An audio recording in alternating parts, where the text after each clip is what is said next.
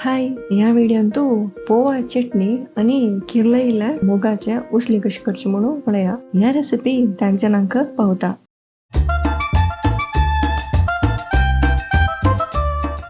First किरलईला मुगा उसली दाखित अस 100 gram मूगು ಉತ್ಕಂತು एक 5-6 ಗಂಟೆ ತೆಮ್ಮೆಲಲ್ಲಿ ಪಾವತಾ.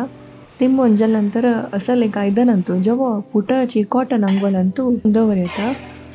हंग चढ किर्लोच नक्क जलारी 8 घंटा दवला पुरो सम किर्लो का जलारी 1 दिवस जावक जाता. कितले चंद किरलेला पळया. आता एक काय लिंतू 2-3 टेबल स्पून त्याल, अर्ध टीस्पून सासम, 2 तन्नी मिसंगी या ठीकस आणि 2 ब्याडगे मिसंगी, 1 करबेव पकळी आणि 1/4 टीस्पून हिंगा पीठ घालून समय कोळा छाणलो मूग घालून घेवचे. अर्ध टेबल स्पून मीठ घालून 2 कप उद्दा हंग जावक जलारी सना कुडको गोड घालत सना उज्जिरी त्या मऊ जवते सिजोप. अशी कायलेन सिजत जलारी 20-30 मिनिट लागता.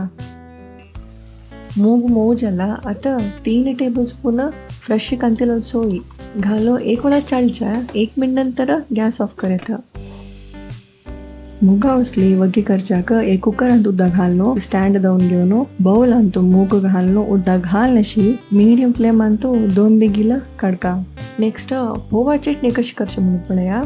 एक कायलिंतू चिमटी त्याल, 1 ब्याडगे मिरसांगी कलराक 1 मिनिट भाजून घेवचे.